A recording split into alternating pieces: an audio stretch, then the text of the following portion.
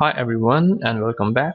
This is ACCA F5 video lecture series by London School of Accountancy and Finance. Today we are going to cover chapter 2A, which is activity-based costing. Now, what is activity-based costing? In our last video, we looked at absorption costing, where we were absorbing the overheads into the cost of products. Activity-based costing is also a form of absorption costing.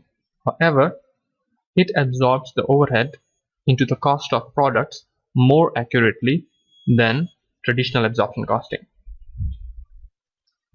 Now, to better understand the difference between traditional absorption costing and activity-based costing, let's create an example here.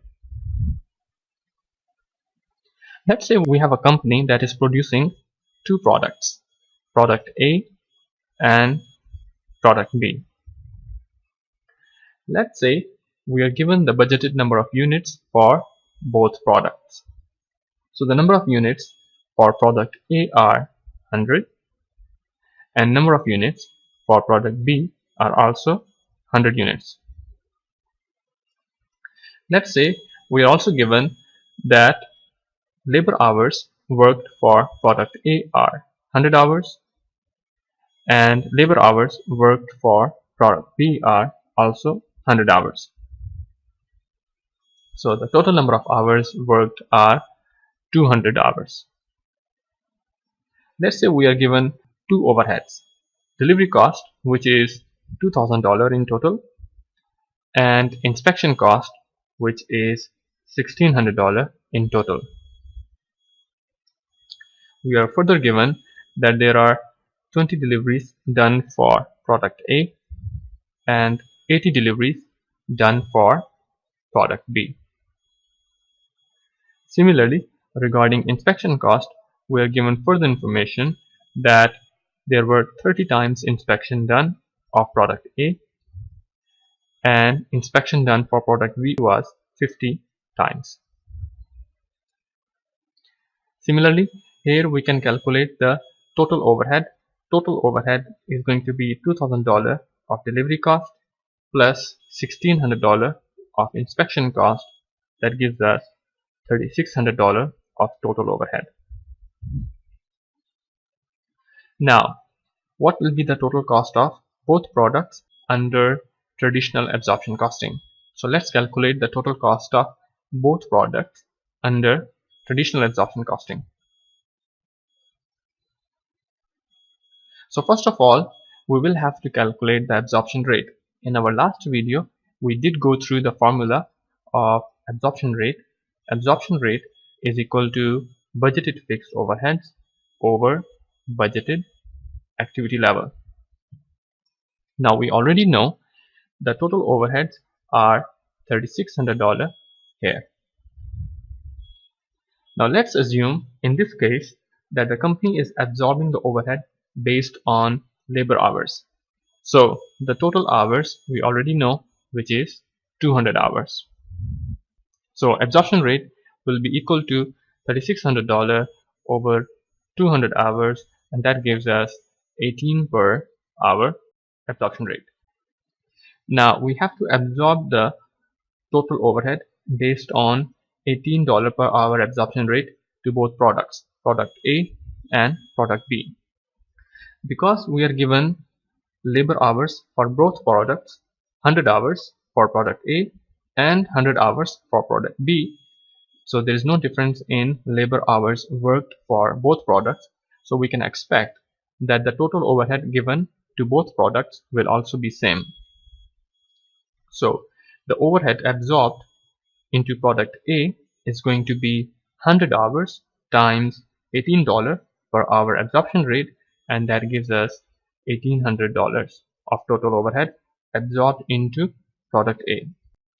Similarly, product B will get 100 hours times $18 per hour, and no difference here, $1,800 total overhead absorbed into product B. So there must be something wrong here. If you look at number of deliveries and number of inspections for both products, we can clearly see the deliveries and inspections done for product A are less than product B. However, the cost given to both products is same. So this is inaccurate allocation of overheads. So traditional absorption costing has ignored the number of deliveries and number of inspections of both products, and absorbed the overhead based on a single absorption rate. Therefore, it has absorbed the overhead equally to both products, $1,800. Now let's look at how activity-based costing is going to absorb overhead to both products, product A and product B. Instead of calculating one absorption rate, we are going to calculate multiple absorption rates. Activity-based costing calculates separate rate for each cost activity. So let's see how it works. We are given the overhead costs, delivery cost and inspection cost. The delivery cost total is $2,000 and inspection cost is $1,600. Now the reason we have these two costs is because the company is doing the deliveries and inspections. So we can calculate the total amount of deliveries done by the company. So it's going to be 20 deliveries done for product A and 80 deliveries done for product B, and that gives us total 100 deliveries. Similarly, we can calculate the total inspections done. There are 30 times inspection done for product A and 50 inspections done for product B. So the total inspections are going to be 80 inspections. So the cost driver for both products is 100 deliveries and 80 inspections.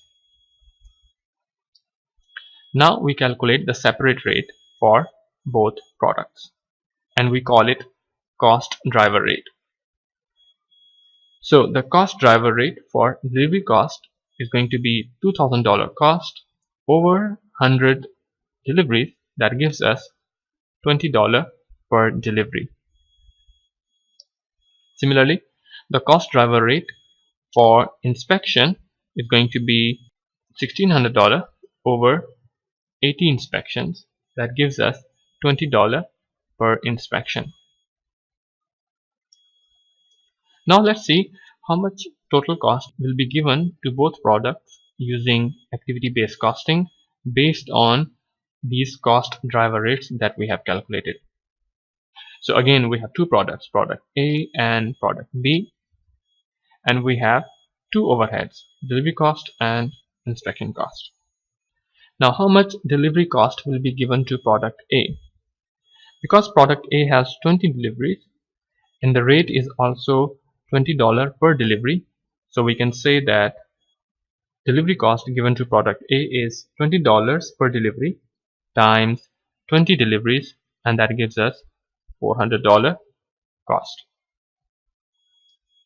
Similarly, for product B, it's going to be $20 per delivery times 80 deliveries, and that gives us $1,600 delivery cost. We can repeat the same process for inspection cost. There are 30 inspections done for product A and the cost is $20 per inspection, that gives us $600 total inspection cost for product A. Similarly, we can repeat the process for product B. There are 50 inspections done for product B and the cost is $20 per inspection, and that gives us $1,000 of inspection cost absorbed into product B. Hence, the total cost given to product A is going to be $1,000 and the total cost given to product B is going to be $2,600. So now we can see that activity-based costing has allocated the cost to both products based on number of deliveries and number of inspections. Because product A has less amount of deliveries and inspection, therefore it gets lower overhead than product B, which is more accurate allocation. However, traditional absorption costing did spread overhead or absorb the overhead to both products based on single absorption rate, and it ignored number of deliveries and number of inspections. So we can say that activity-based costing is a refined form of absorption costing, and it allocates overheads to products more accurately than traditional absorption costing. And we also know that how it does it. First of all, it links overheads to activities, and for each activity it calculates a separate cost driver rate. Based on those cost driver rates, it absorbs separate overhead to each product. Now the question is, why do companies need activity-based costing? Let's create another example here. Let's say we are given 2 years, year 1800 and year 2016. Now in which year the labor cost is going to be higher? Do we expect that labor cost was higher in 1800, or do we expect that labor cost in 2016 is higher? The answer we already know. In 2016, there are a lot of machines as compared to machines that were in 1800 year. So in 1800, most of the work was being done manually. Therefore, we can say that maybe 80% of the work in 1800 was being done manually. So the labor cost was 80% of the total cost, and overheads were just 20%. But now things have changed. Most of the work in companies, most of the manufacturing is being done by machines. So because the machines are high, the labor is low. So in 2016, maybe just 5% of the manufacturing is done by hands manually. However, the overheads are now 95% of the total production cost. So here we can see the importance of overheads in our current times. The overheads are too significant that we cannot ignore them. Because overheads are too significant, therefore we need a method that can more accurately allocate them to products. If we do ignore overheads now, that will result in wrong cost of the products. So we can say that overheads are now a significant part of the total cost, which requires more accurate allocation to products. And the second reason is that the companies now have huge product range, and each product goes through multiple operations or processes. That results in higher overhead cost, and if we get the cost of one product wrong, this is going to affect the cost of all other products. Now let's discuss briefly in what type of environment activity-based costing is more suitable. So we discussed before that activity-based costing is suitable in a situation where we have a lot of overheads, and we know a lot of overheads we have in a situation where processes are complex. We are producing a lot of products. So ABC or activity-based costing is suitable for complex environment where overhead costs are high. And what do we mean by the complex environment? Complex environment means we are producing multiple products and each product goes through multiple processes.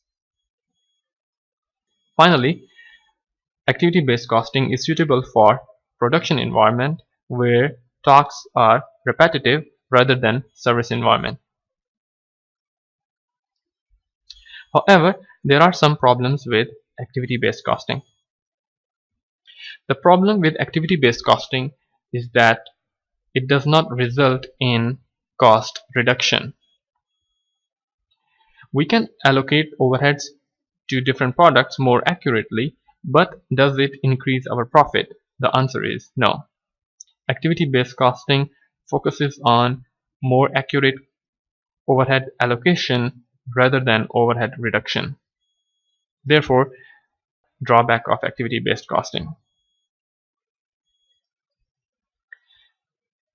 We also discussed that activity-based costing is useful in a situation where there are multiple products and complex processes.